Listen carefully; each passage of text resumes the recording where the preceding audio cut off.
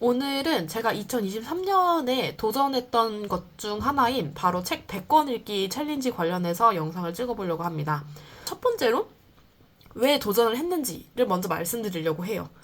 일단 저의 평균 독서량은 1년에 약 20권에서 30권 정도를 계속 유지를 하고 있습니다.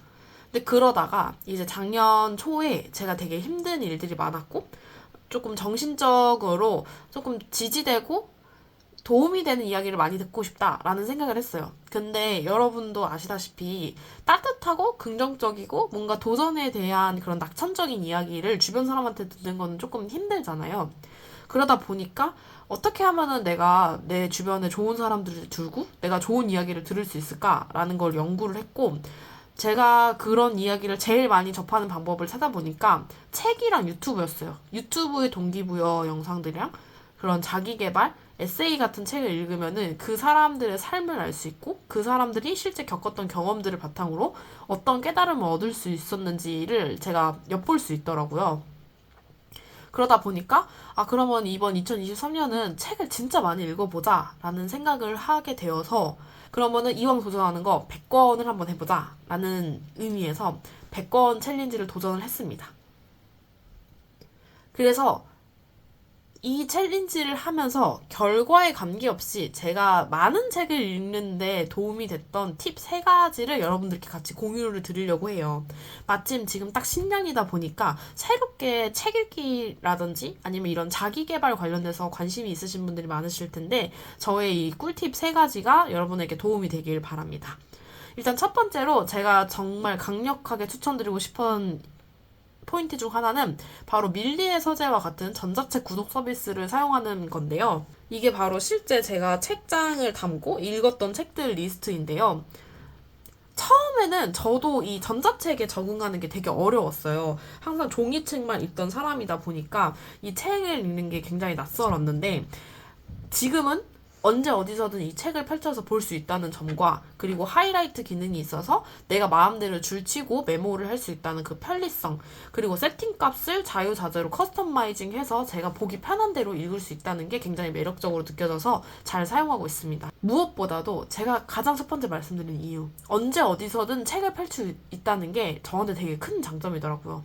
요즘에 이동하거나 아니면 뭔가 버스를 타고 지하철을 타고 왔다 갔다 할 때 시간이 좀 남는데 좀 애매하다, 내가 약속 시간보다 조금 더 일찍 와서 살짝 시간이 붕 떴다 했을 때 유튜브 영상 말고 밀리 서재로 책을 보자가 되니까 확실히 독서량이 많이 올라간 거를 느낄 수 있었고요. 조금 더 자세한 제가 어떻게 밀리의 서재를 사용하는지에 대한 팁은 만약에 원하시면은 조금 더 세세하게 보여드리도록 하겠습니다.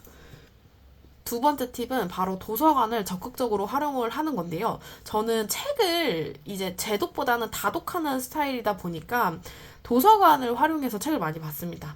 일단은 책값을 절약할 수 있다는 게 정말 좋았고요. 그리고 두 번째로는 마감 기한이 있잖아요. 반납 기한이 있다 보니까 제가 무조건 이 책을 이때까지 안 읽으면은 못 읽는 거예요.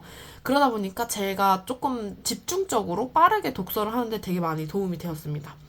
그리고 마지막 세 번째는 조금 색다르게 느껴지실 분들도 계실 텐데 바로 파레토 법칙입니다. 8대2 법칙으로 가장 유명한 파레토 법칙인데요. 제가 어떤 책을 봤는지는 정확히 기억이 안 나는데 어떤 책을 봤을 때 그런 얘기를 하시더라고요. 진짜 전달하고 싶은 내용은 2밖에 안 된다. 그 나머지 8은 그 이야기를 뒷받침하기 위한 설명, 근거, 그리고 이거를 추가로 설명하기 위한 보충 설명들이다 라는 얘기를 봤어요. 그리고 무엇보다 제가 책을 많이 읽으면서 느낀 것 중에 하나가, 이 책이 아무리 좋다고 한들 이 책에서 제가 기억에 남는 문장들은 몇 개가 안 되더라고요. 이제 그러다 보니까 저 같은 경우에는 조금 빠르게 책을 읽으면서 눈에 들어오는 문장들이거나 약간 생각을 하게끔 만드는 문장이면은 인덱스로 표시를 합니다. 그 다음에 이제 책을 다 읽게 되면은 다시 인덱스 부분을 펼쳐가지고 이게 왜 나한테 느낌이 있었는지, 그리고 다시 펼쳤을 때 나한테 조금 새로운 느낌을 주는지를 체크한 다음에 그럼에도 불구하고 여전히 이거는 의미 있는 문장이다 라고 생각하면은 독서 노트나 노션에다가 기록을 하고요. 아니다, 이거는 그냥 내가 그때 당시 때 나한테 필요했던 울림이었다, 이 정도로 되게 이거는 그냥 다른 거랑 겹치고 부족하지 않네 싶은 것들은 그냥 떼서 정리를 하고 있습니다. 이런 식으로 책을 읽다 보니까 확실히 뭔가 한 글자 한 글자 꼼꼼히 읽는 것보다는 훨씬 독서 속도를 빠르게 할 수 있었고, 무엇보다 알맹이만 쏙쏙 빼먹는 느낌이라서 평균 독서 시간을 엄청 많이 단축을 시킬 수 있었고, 그리고 또 무엇보다 다른 이 책의 핵심 내용을 집중하는데 많은 도움을 받을 수 있었습니다. 네, 그래서 결론적으로 제가 이 100권 가까이를 읽으면서 가장 도움이 되었던 습관을 총 요약해서 정리를 하자면은, 1번은 밀리의 서재와 같은 전자책 구독 서비스를 이용해서 언제 어디서든 편하게 책을 보는 거고, 2번은 도서관을 활용을 해서 마감 기한을 지켜서 그 마감 기한 전에 책을 읽을 수 있도록 집중적인 환경을 구성을 해주는 거고, 세 번째는 8대2 파레토 법칙에 근거를 해서 책의 핵심 내용에만 집중을 해서 빠르게 책을 읽어내는 방법, 이렇게 세 가지가 됩니다. 결론적으로 101권을 읽으면서 목표를 달성을 할 수 있었는데요. 그래서 100권 읽으면 뭐가 좀 다른데? 라고 이제 궁금하실 분들도 계실 것 같아요. 제가 실제로 책을 엄청 많이 읽으면서 느꼈던 포인트가 몇 개가 있는데, 우선은 제 주변에 좋은 이야기를 해주는 사람들이 엄청 많이 생겼습니다. 제가 필요에 따라서, 상황에 따라서 그 사람들의 이야기를 끌고 와서 저의 이야기로 쓸 수 있었고요.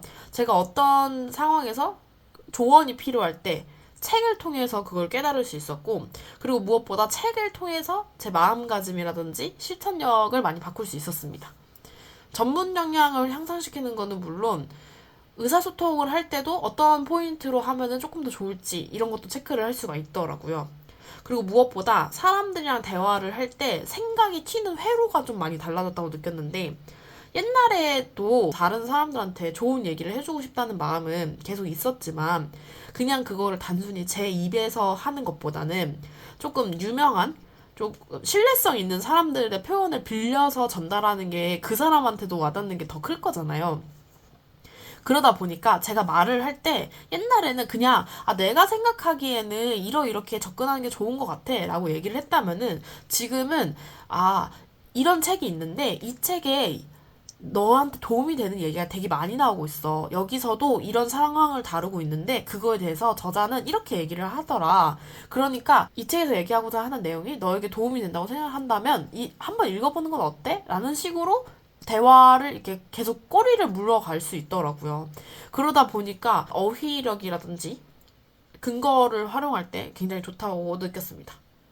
그런 의미에서 저는 2024년에는 이번에 100권을 도전을 했으니까 더 큰 목표를 세워야겠죠. 그래서 150권을 목표로 한번 달려볼 예정이고, 과연 100권과 150권은 얼마나 다른지, 그리고 기회가 된다면은 약간 월간 리뷰 식으로 해서 이번 달에 어떤 책을 읽었고 그 책들 중에서 베스트를 뽑으라면은 어떤 게 가장 좋은지 이런 것도 한번 기획해서 운영을 해보려고 합니다. 가장 중요한 거는 사실 그거죠. 한 해 동안 101권을 읽으면서 가장 좋았던 책이 뭐야? 가장 도움이 많이 되었던 책은 뭐야? 라고 궁금하실 수 있는데, 그 부분에 대해서는 이제 2부 책 추천 편에서 가지고 오도록 하겠습니다. 여러분들이 그 내용이 궁금하시다면은 구독하고 알림 설정 하신 다음에 저를 좀 기다려주시면 감사하겠습니다. 그러면은 최대한 빠르게 다시 돌아오도록 하겠습니다.